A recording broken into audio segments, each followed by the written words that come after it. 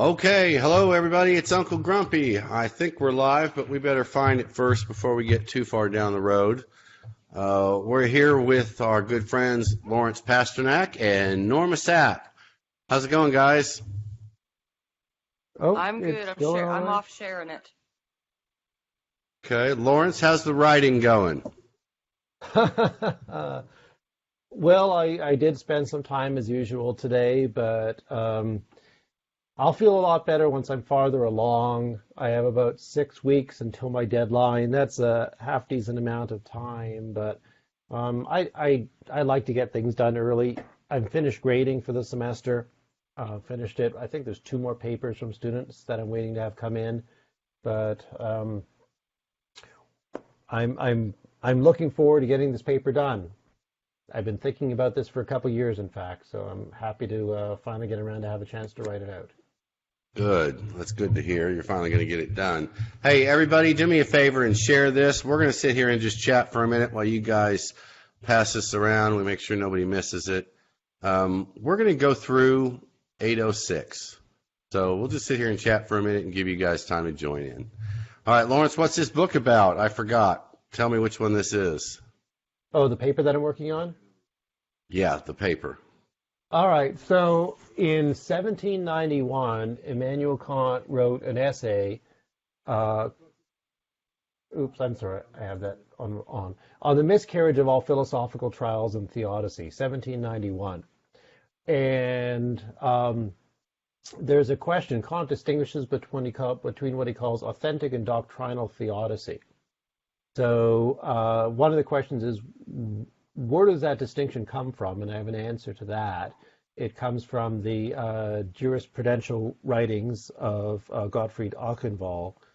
And then what does Kant mean by that distinction in relationship to theodicy? Theodicy is the problem of evil. How do you resolve the existence of an all-powerful, all-good, all-knowing deity with evil in the world? That's the problem of theodicy. And so Kant distinguishes between authentic and doctrinal theodicy. He discusses the book of Job in this context, and he dismisses basically all of the standard ways of trying to resolve the problem of evil and advocates for what he calls an authentic theodicy. So what he says about what authentic theodicy is cryptic, and I have a solution to that. And basically, the crux of it is that the problem of evil is built into what Kant would consider to be a sincere form of faith. So the paper basically is about how a certain conception of faith that Kant has, that he thinks as the appropriate and sincere one, already builds into it a response to the problem of evil. That's what the paper is about. And it's for a collection, a German collection, on basically Kant's approach to different proofs for God's existence. So do you always keep your writing on such a light subject? Norma, what do you think? What do you think, Norma? What do you think about all that? I think that Dr. Pasternack is fascinating. I do too. I think everything that he said last Friday in the show about cannabis and Christianity is something we need to certainly do another show about. So I'm certainly glad we have his knowledge on our team. Thank you. Okay, so let's see. We're about 3 minutes after. We've got about 56 people watching.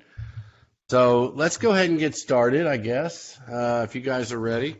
We're going to go over the content of 806. So, Lawrence, I think we're going to let you drive most of this bus, and Norma and I are just going to backseat drive every few minutes. How about that? Sure. Well, stop me if there's anything that you feel like I shouldn't be skipping over, but, we're not going to go line by line. Some of it is sort of pretty conventional. The definitions, for instance, are pretty conventional. But maybe just to start off, this is a constitutional petition for the November 2020 election. So it's almost a year out. And by that point, we would have had medical marijuana for 2 years and a bit, right? So Right. June 2018. So 2 years and a bit. Now, so what this basically does in sum, the crux of it is that it goes over a reform program for people who have already been charged with cannabis possession. So basically, it vacates sentences for anybody who in the past has been charged with possession. It provides for access for non-medical users. So it basically gives them legal protection so that they're not going to be arrested and jailed as they have been, for the last 80 years, give or take. And it also allows for non-medical users to grow at home, and it taxes it at a rate of 15%, and those taxes go towards education and grant programs to deal with everything from substance abuse to homelessness and so on. Now, one of the key things overall about all this is that it's just completely independent of the medical program. So pretty much there's nothing about this that has any bearing on the medical program. They're just two completely independent streams, like the 11 or so other states that have both a medical program and a recreational program. They're simply just separate entities from one another. So basically what this does is it doesn't touch the medical program. That is, at the legislative level, something that hopefully we will continue to tweak and improve upon. And then this is simply a separate justice reform program that says if you possess cannabis, you're no longer going to go to jail, and if you have been charged in the past with cannabis, then your charges will be vacated. So that's sort of the crux of it, just as a summary. Now, to go through some of the key issues, some of the issues that perhaps people have raised also on Facebook, I'm just going to skip ahead to the section on limitations. So right after the definition. What page are you on? Hold on. Let's keep everybody with us here as we go through this. What page are you jumping to here? So on the filed version, it is the numbered page 3. And so Okay. after the bill goes through sort of a standard array of definitions, it then goes through an array of limitations, basically saying what this bill doesn't have anything to do with, what it's not going to address, right? So it's not going to address lots of things. It's just being clear. It's not going to address lots of things. It's not going to address medical issues. It's not going to address employment issues. It's a pretty small and narrow bill, in other words. And so one of the things Lawrence, Yes? can I ask you, on the taxes, it would have its own designated place. It does not go into the general fund, correct? It doesn't go into the general fund. Instead, what it does is, of that 15%, 48% goes into education, 48% goes into a grant-making process for substance abuse, for housing, and for job placement, housing, counseling for those with substance abuse disorders, and then 4% of that 15% goes into the general fund for municipalities and counties. So rather than the state general fund, if any municipality, any county that has a cannabis business there will get a percentage for their local needs. But we'll return to that as we get farther along.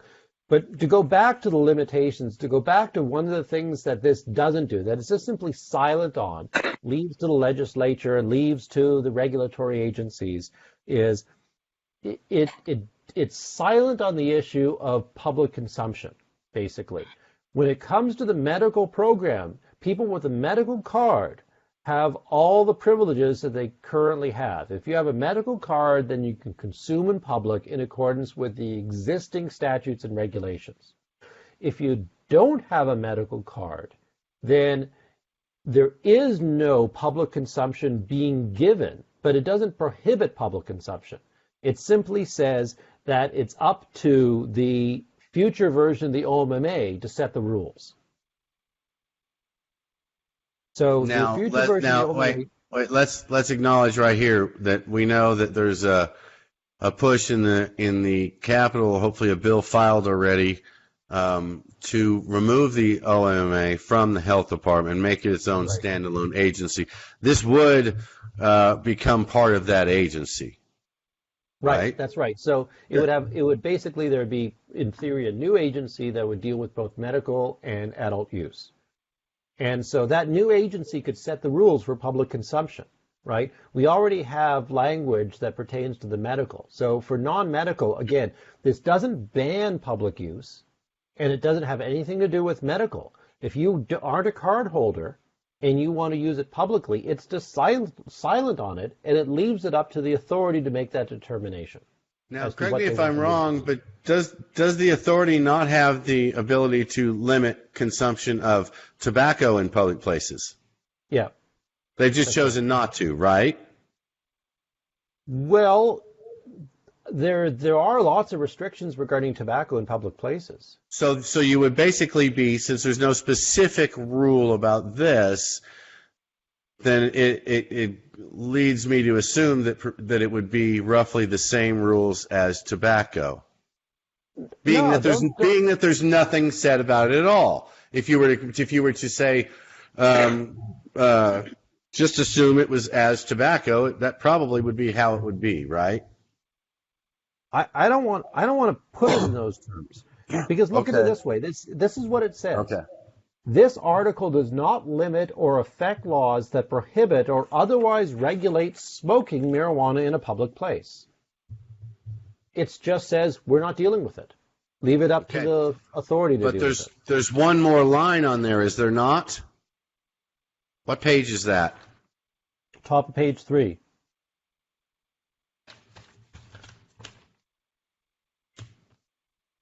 Unless otherwise allowed by the legislator or local government.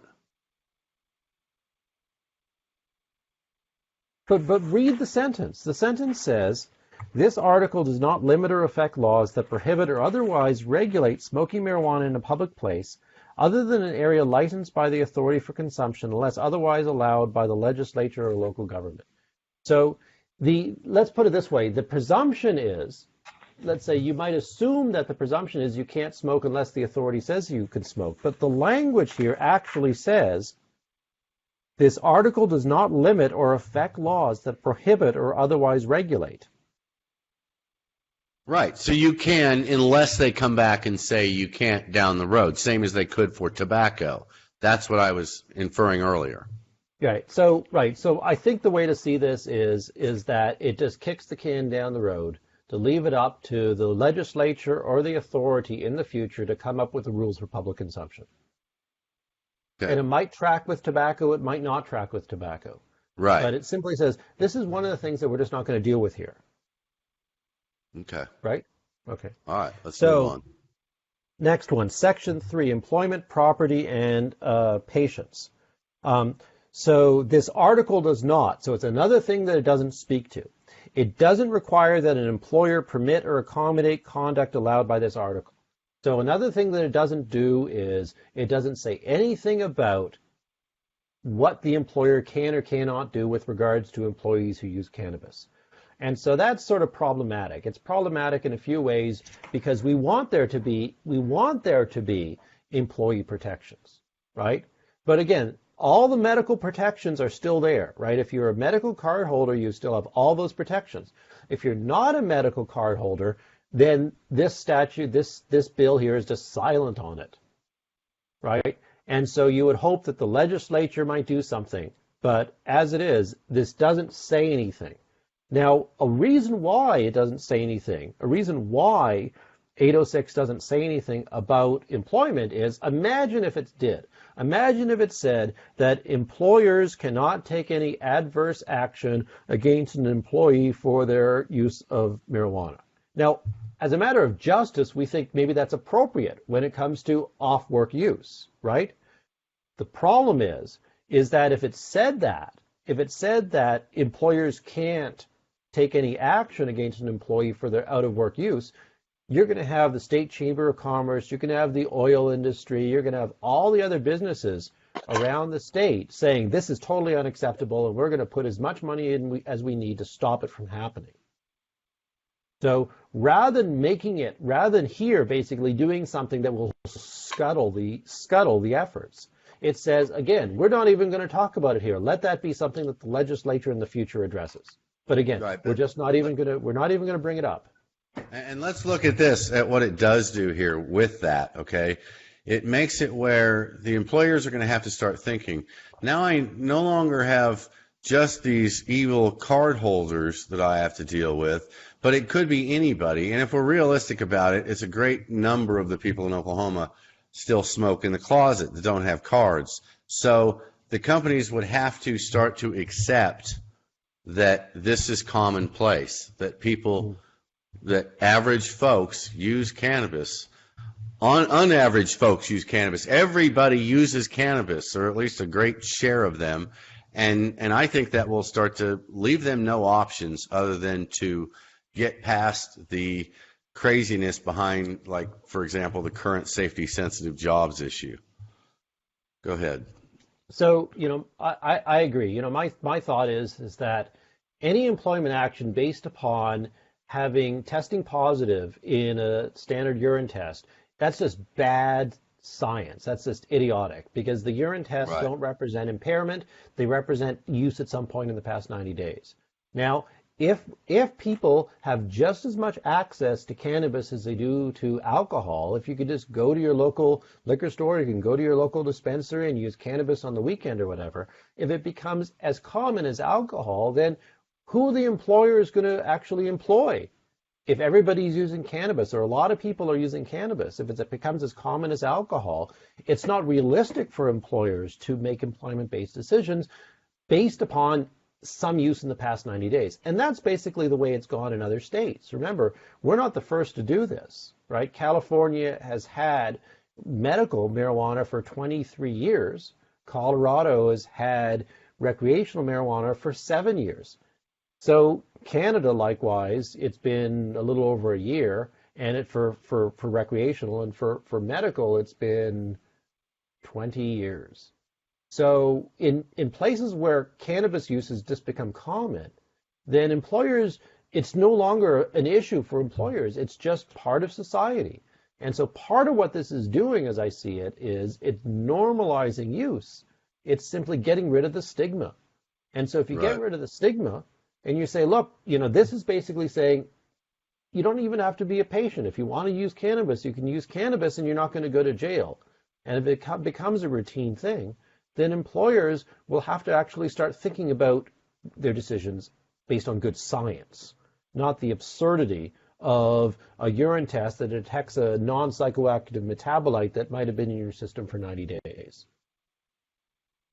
All right. Okay, Norma, do you have any input before we move on? Nope. What's next on the list? Okay. All right.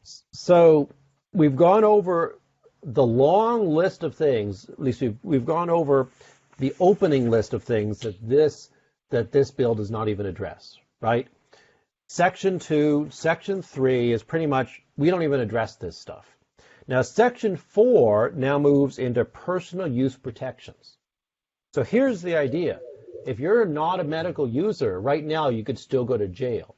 If you're not a medical user, you could still be charged with a crime and you can go to jail. What this is going to do is basically get rid of that. If you're a non-medical user, you're still legally allowed to possess an amount. And the amounts are actually very, very modest by comparison to the medical program. And they were written in this way to track basically something in the ballpark of what you see in other recreational programs around the country. So if you're a non-medical user, you could possess up to 1 ounce of flower, or 8 grams in concentrate, or 8 grams of concentrate contained within a product. So for instance, edibles, whatever the THC amounts are in those edibles, so that the total amount of THC in those edibles is up to 8 grams. And these are all cumulative. So, you could have your flour, you could have your concentrates, you could have your edibles, and so on. And these are amounts that would be, somebody who uses it on a casual basis. They don't use it for medical purposes. They go down to the dispensary and they pick up what they would want for that evening or for the next few weeks or whatever. And so those are sort of, the amounts that a non-medical patient might, I would assume, use for casual use. And so another thing that it does is, and we discussed this for a while, but one of the things that it also does is it allows non-medical users to also grow at home. So you don't need a patient card in order to grow up to 6 mature plants and 6 seedlings at home. Now, one of the interesting things that this does that has an indirect impact on the medical program is the following. Right now, the medical program faces an arithmetic problem. And the problem is that the medical patients are legally allowed to grow 6 and 6, but then their harvest might end up being more than their allowable 8 ounces. And so what do you do now with any amount that you might harvest from your 6 mature plants that comes to an amount greater than 8 ounces? We have no legal answer to that, but this now gives that legal answer. So the recreational consumer, they grow their 6 mature plants and they harvest it. And if they harvest more than their allotted 1 ounce of marijuana, that's okay. According to this, that's fine. You just got to keep it at home. Right. Yeah, So you're allowed to keep the 6 plants and the harvest therefrom, right, or something like that. Right. So you're allowed to have 6 mature plants, 6 seedlings, and you're allowed to have whatever you've harvested from that. And so that obviously would carry over for the medical patient too, because there's no extra licensing or whatever. Right. So you, as a medical patient, you have your 6 and 6 plants. And from your 6 mature plants, you might end up with 12 ounces or whatever. Well, no longer is that a legal problem. This actually carries over to give everybody in the state that protection. So I guess that is one way it affects the medical program, because this doesn't affect the medical program, except I guess there it does, where it actually solves a problem in the medical program with your harvest being more than what you're legally allowed to possess. Right. Well, that's good. So it also moves on in terms of other protections and rights. It basically says that custody, visitation, parental rights, and so forth shall not be impacted for cannabis use. And so if I recall correctly, 788 has language similar to that as well. And then also, and I don't remember if 788 deals with issues of parole. Norma, do you remember? Parole as in whether you can use? Yeah. It did not, but that's a problem that we have. And this does. So this is another way that... Would you read us that language, Lawrence? So one of the other protections that this offers is a person currently under parole, probation, or other state supervision, or released awaiting trial or other hearing, may not be punished or otherwise penalized based solely upon conduct that is permitted by this article. And that would have carryover then, obviously, for medical as well. So that if you are a medical patient on parole, or any of these other categories under supervision, released awaiting trial, and so forth, you can't be punished for using cannabis. Norma, this is one you know a lot about. You probably know more about this than most of us. Does that work? Does that help? I mean, tell me what you think about that. Sounds like that's a state dictate to those county commissioners or county probation and parole officers that have decided their people aren't going to be able to have a medical card. So that would fix everything. So this helps then. This is another good thing that would actually improve the current problems we're having. Right. Even though, again, this doesn't address 788 in any way other than by proximity. Just by state law. The state law that those probation and parole officers can no longer tell their people that they cannot have a medical card or use cannabis, period. Yeah, this would tell them they can't use it, period. Whether they have a card or not will no longer matter. Right. Okay, Lawrence, what have you got next for us? Now, let me just backtrack a little bit. I'm just looking at the comments here, and somebody brought up a comment that the Section 4 Personal Use Protections, paragraph 1B2, says that you can't have more than 12 plants and 12 seedlings kept in or on the grounds of a private residence at one time. So you have a 6 and 6 protection for the individual, and that you have a 12 and 12 protection for the residence. But again, that's just for the recreational side of it. If you have Right. 8 patients living in a house, every one of those patients still has the legal protection of 6 and 6. So it doesn't Uh, impede that. right. Well, And the isn't law, that and limited it's to, wasn't that limited in the medical program to like 5 or 4 residents or something? Was there not a max on that? I know we talked about it.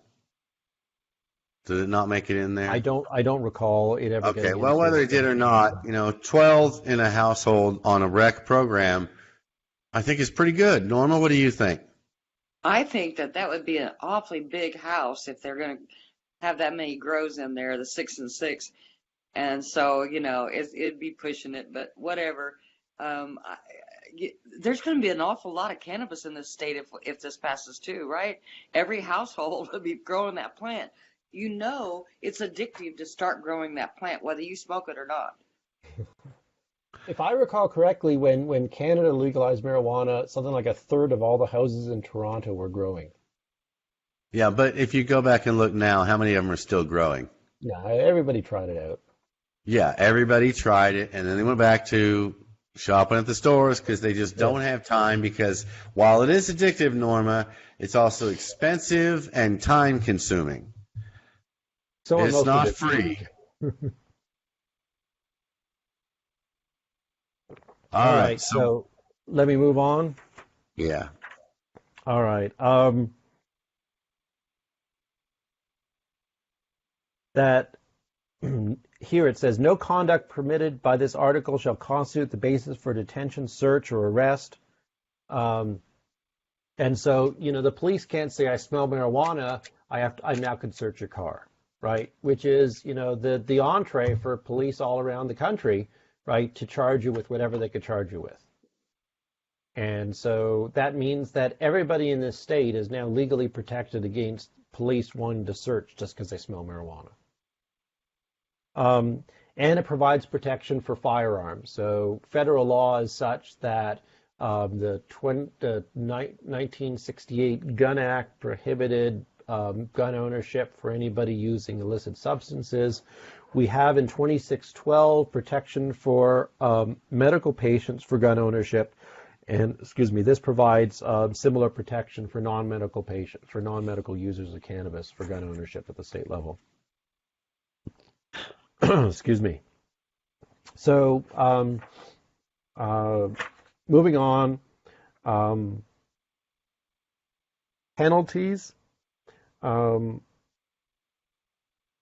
If you cultivate an excessive amount, your penalty could be not exceeding $250.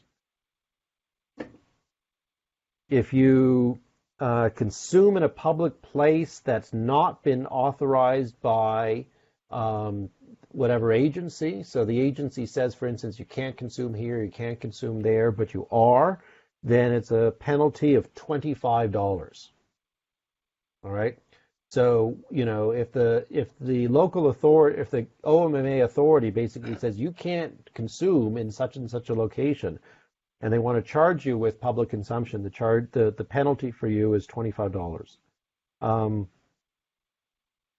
There's a set of rules having to do with underage use, and so there's either a financial penalty or for underage use, they can go to drug education.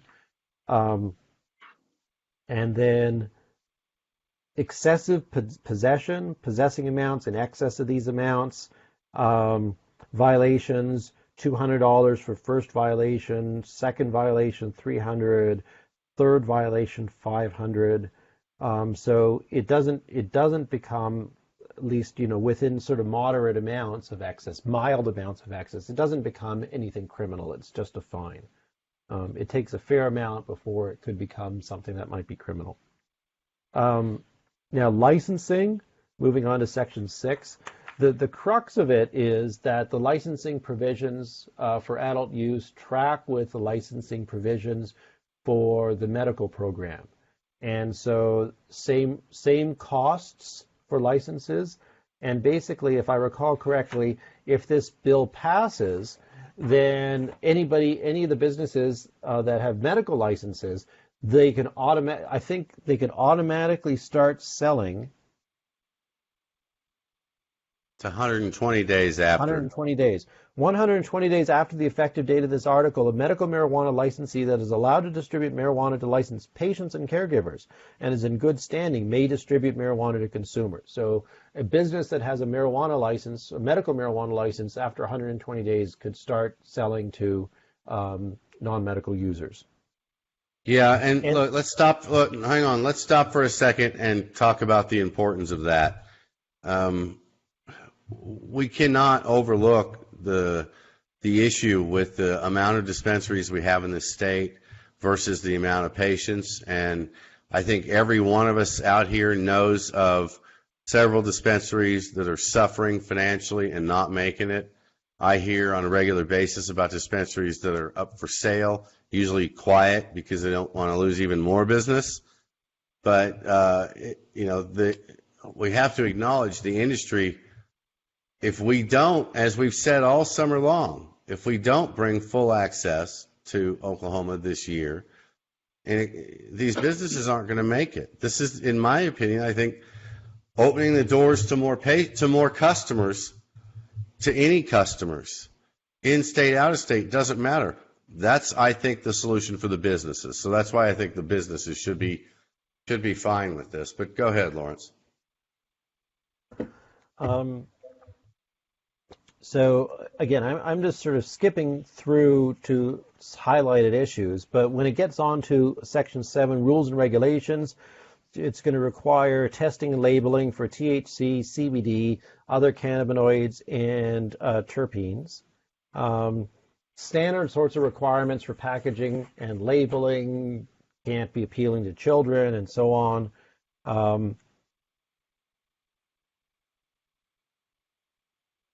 Eventually, now let me go on to paragraph 5 of this section.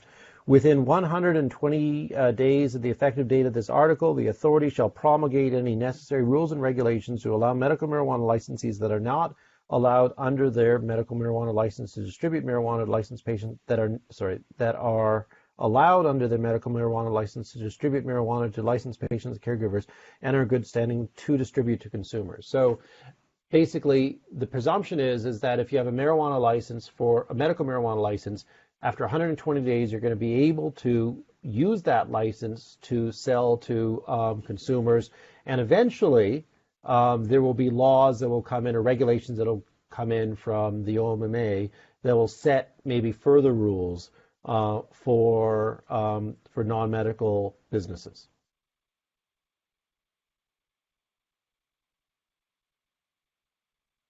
Let me go on.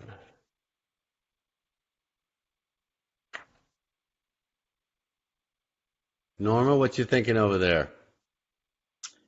Now you made me forget. Okay. I was thinking, Lawrence. oh yeah, I know what it was. The people that I have seen like comments or say something about, happy for us were people from other states. And so I was thinking that would probably be very popular having cannabis tourism from Texas, because they're like right next door. They're still jonesing down there. Well, let's talk about that for a minute. If this passes, we become a tourist destination for every state around us. Right. Now, we all know. Don't forget Kansas, too. Yeah, Kansas has got problems. I hear from people all the time in Kansas that want our help in figuring out how to fix their government issues up there. Most of them just want to jump across the state.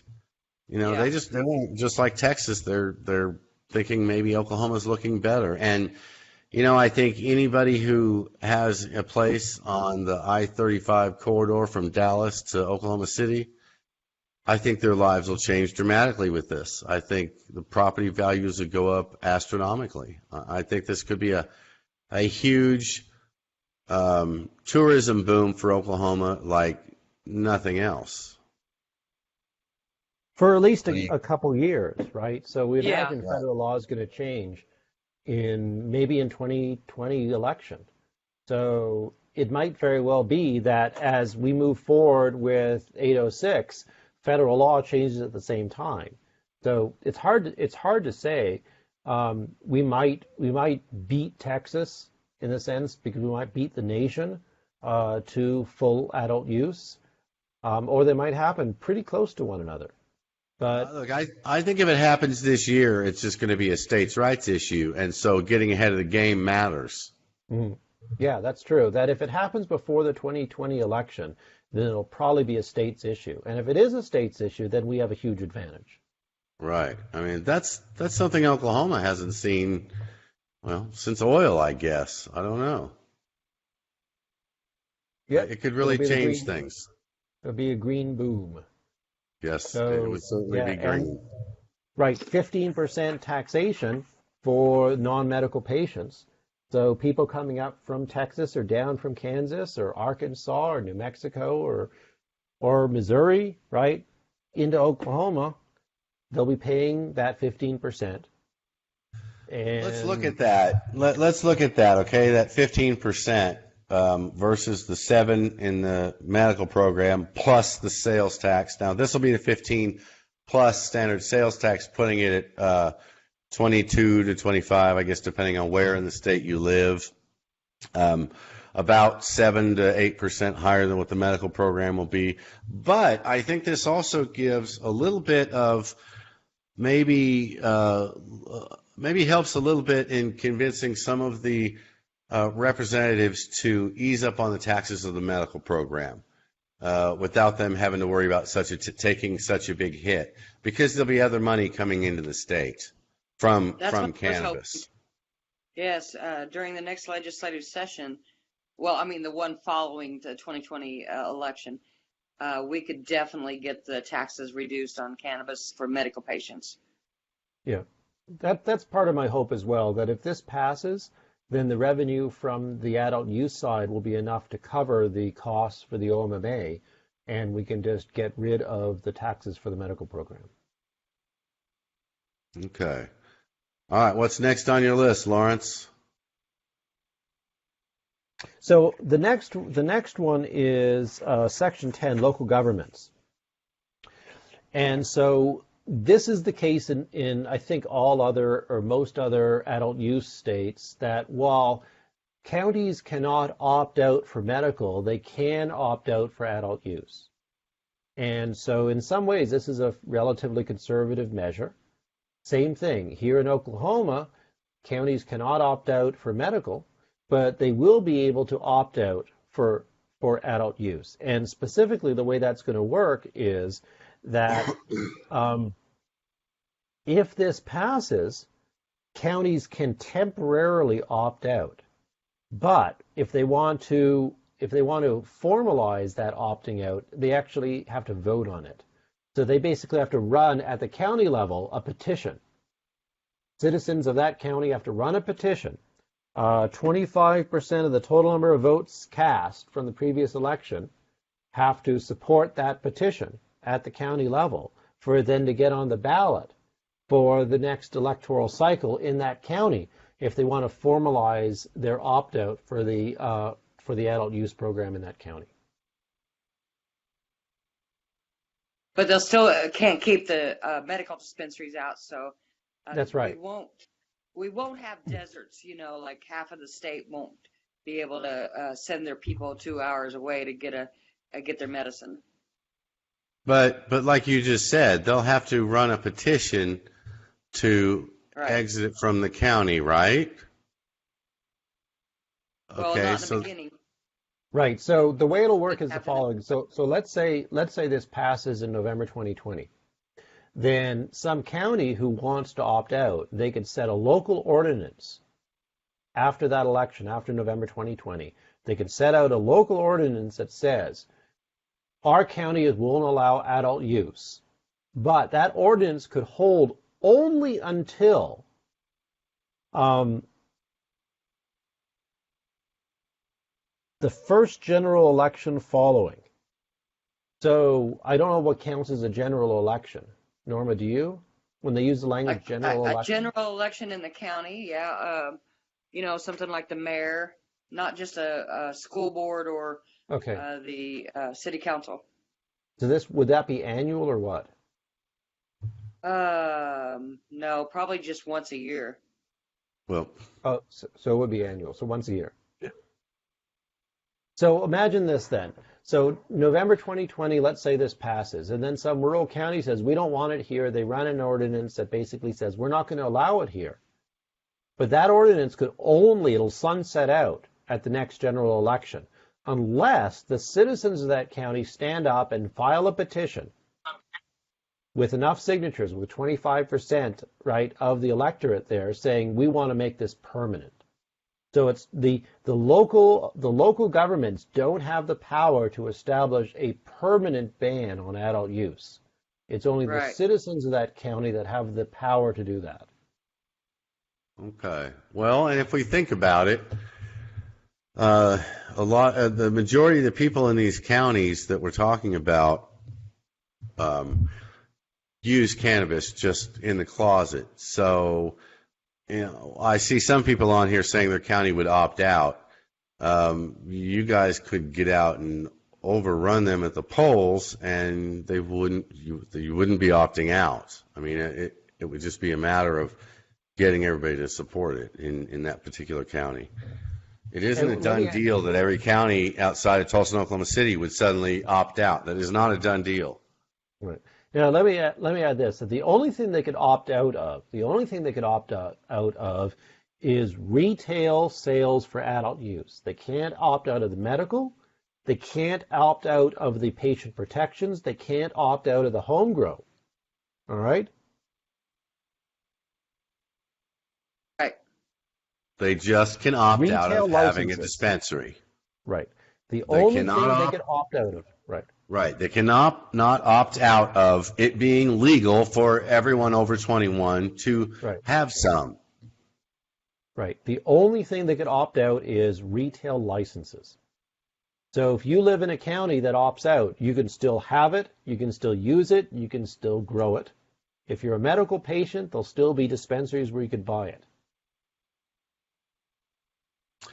Scott Fetgetter's asked on here that I state the source for where I said most people in the county use MMJ. Well, I think if we get real numbers of the citizens of the county, not just the ones who happen to currently be registered, because I will acknowledge that the majority of the people I'm talking about don't participate in voting, but if we could get them active, I think the numbers would be overwhelming in our side if we could get everybody to vote. The number of people that actually vote in these in any local election versus the number of people who are eligible is just tiny.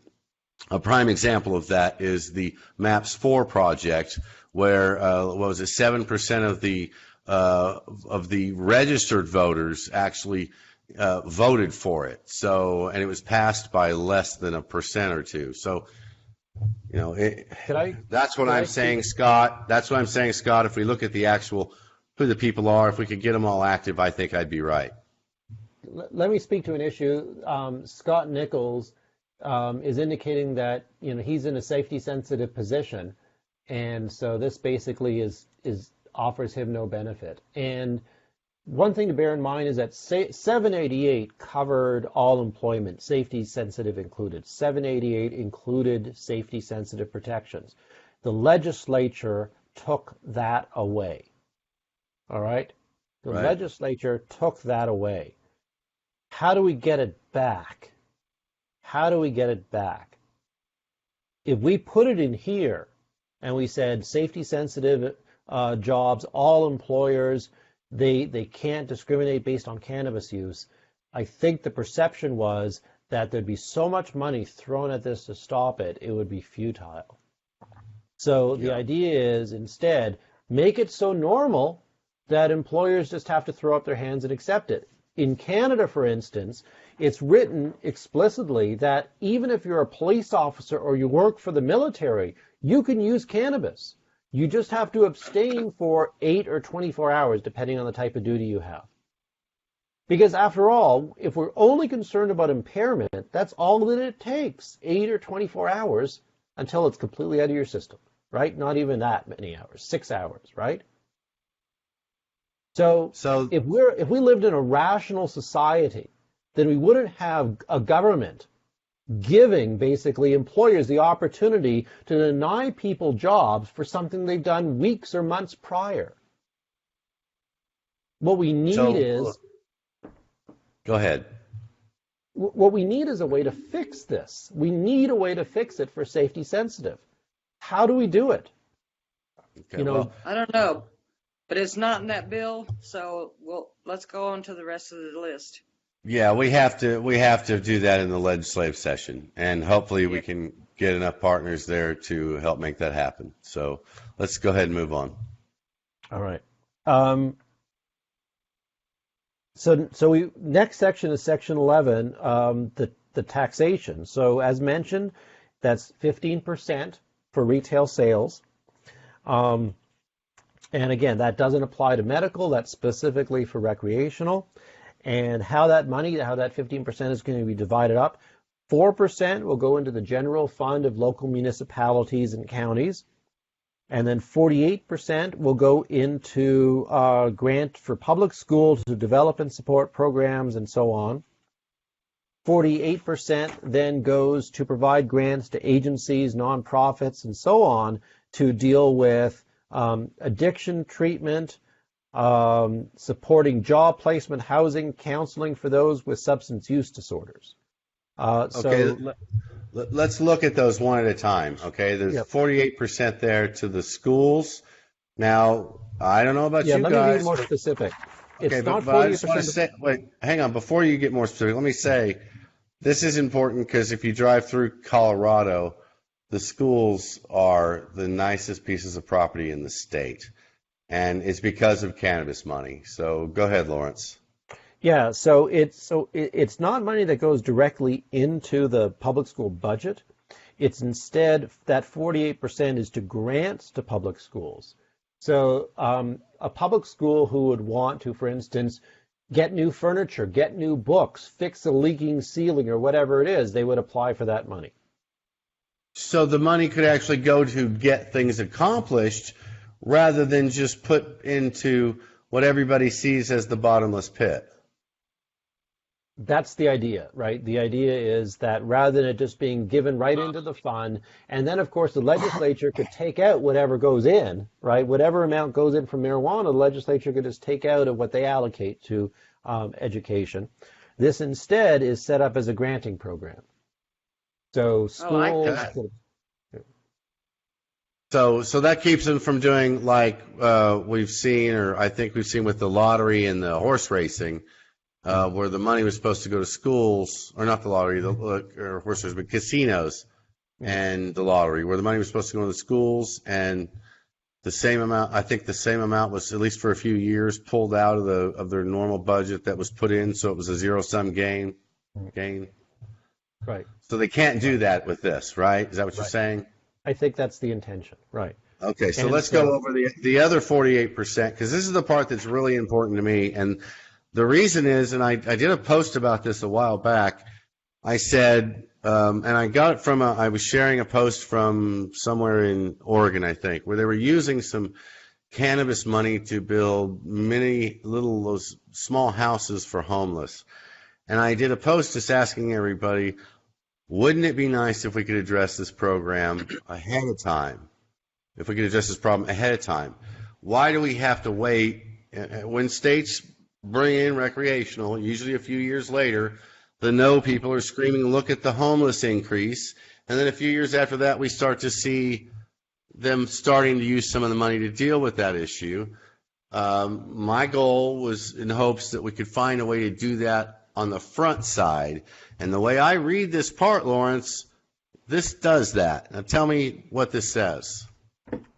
So, right, 48% to provide grants to agencies, nonprofit organizations, whether government or community-based, to increase access to drug addiction treatment, as well as support overdose prevention education, support job placement, housing, and counseling for those with substance use disorders. So, it could be used for, lots of different sorts of programs.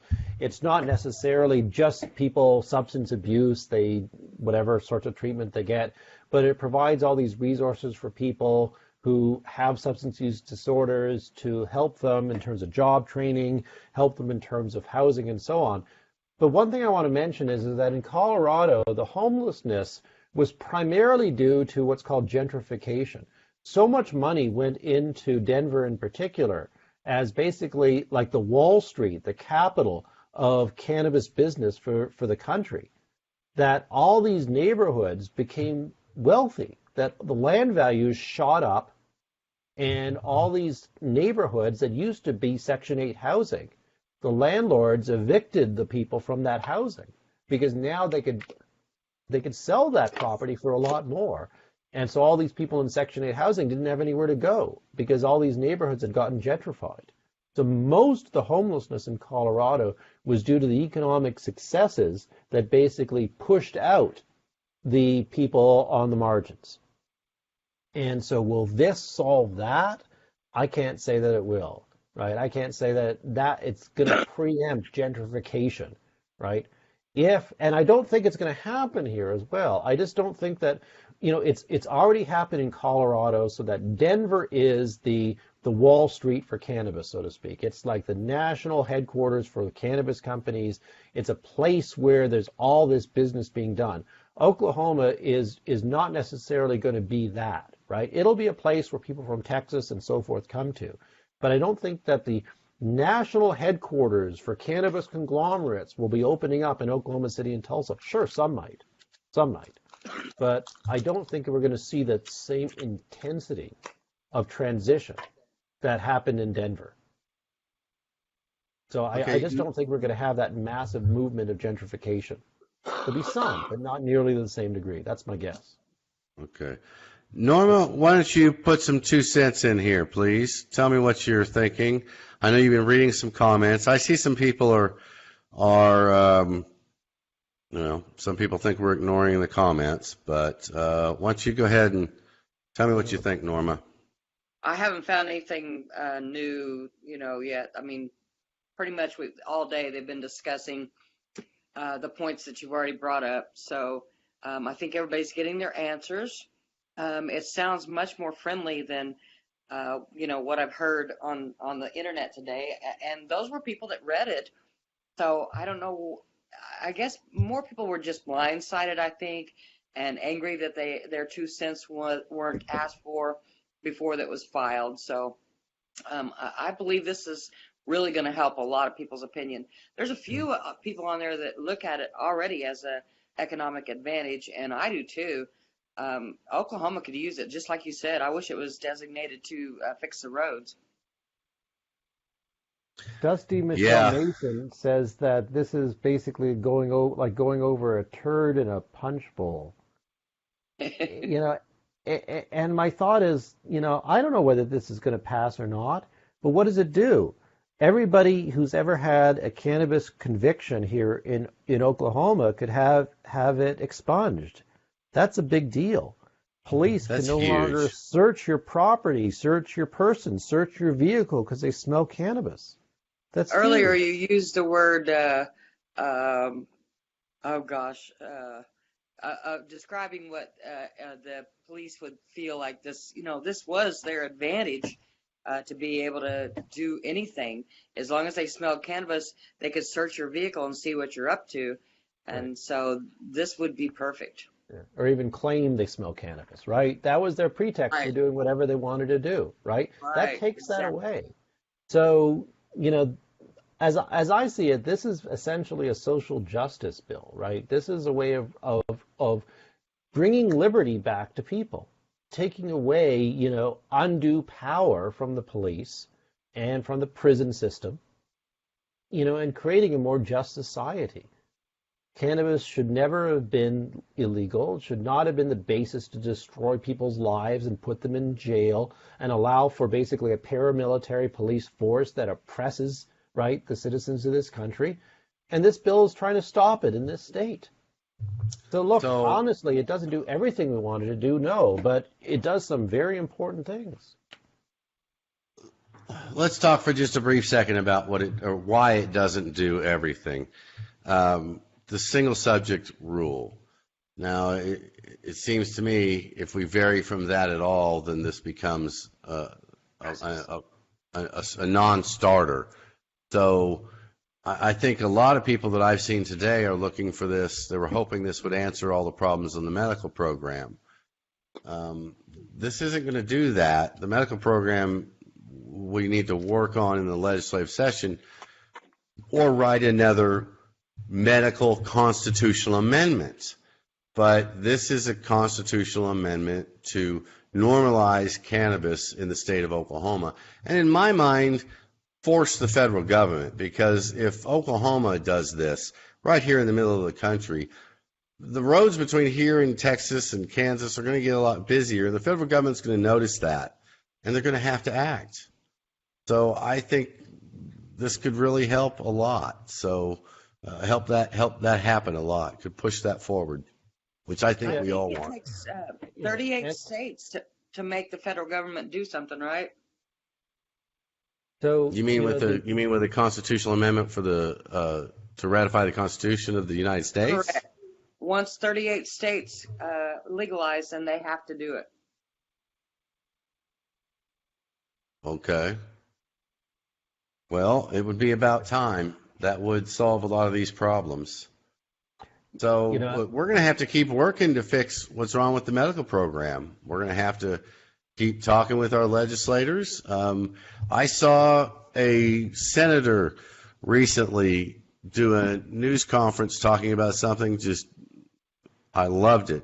He's pushing forward a bill, or trying to push forward a bill to speed up the process of hospice patients getting their cards. I thought that was incredible. So, there's things being done. This doesn't solve that. This isn't intended to solve that. This has a complete different objective. And I think for the objective that it has, like the criminal justice parts, it's incredible. Can I add something to that? Of course, please do.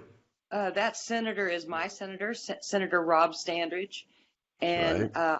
I'm trying to put together a gathering of all the people in his district that are in the cannabis business.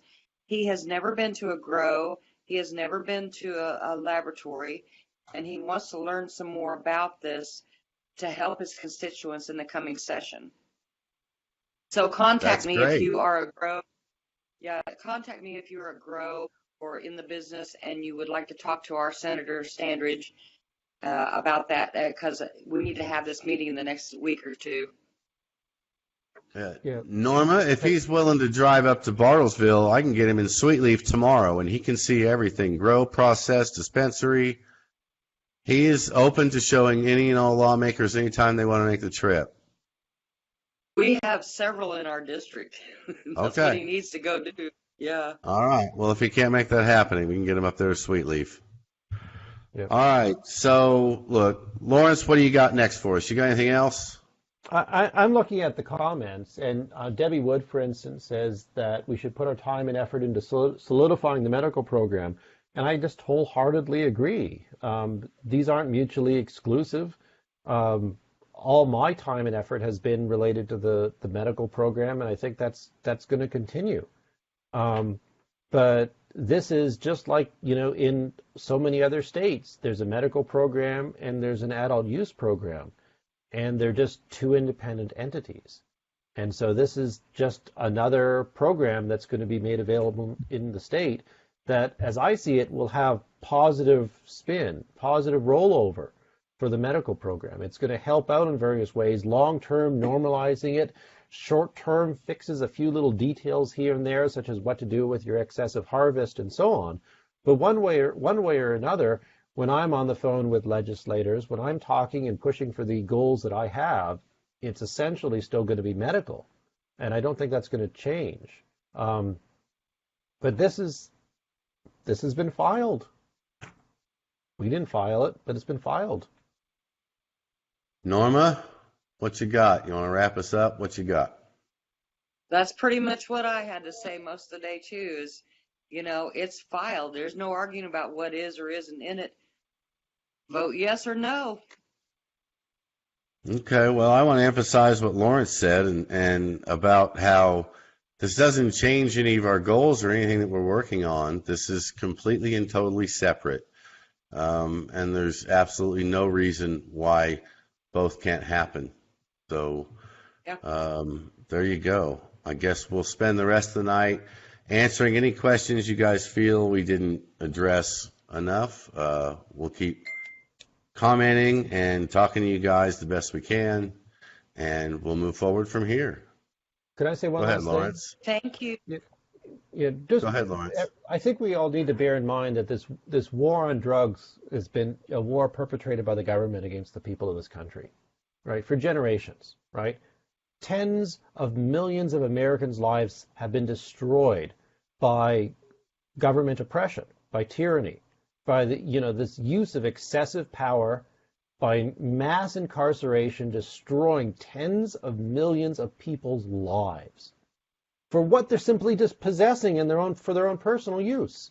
It's insane. It's despicable, in my opinion. And so one of the things that this does that 788 did not do is it has retroactive application, Section 15. One of the things that this does at 788 that our medical program never did is it expunges the criminal records of however many hundreds of thousands of Oklahomans who have had their lives destroyed because of government oppression. Doesn't get those lives back. But what it does at least say is you're no longer going to carry those convictions, those charges, those sentences on you after this. I think that alone is vitally important. Huge. And if we read this, if I'm understanding the way this is spent right, that 48% with these grants, some of that money can be used in grants for people who are coming out of prison. It can help them get their lives back together and help them with everything they need, job training, housing, all that stuff. So Right. it repairs some of what we've done to ourselves as a country, I think. And again, it's a separate program from the medical. We can do both at the same time. All right. Well, I think that's going to be it for now. You guys content with tonight for now? Thank you very much Yeah. for putting this together. We will do this again as needed, folks, probably in a week or so. As we all digest this a little bit more, I would ask that before everybody just rip it to shreds like so many have done, that you step back and look at what it does and not necessarily look at what it doesn't do, and look at the substance, okay? Look at what's there. Stop looking for what's not there. All right, that's it. Okay, folks, that's it for now. Until next time, stay grumpy, and we will see you on the road. If I can hang up here. Night, everyone.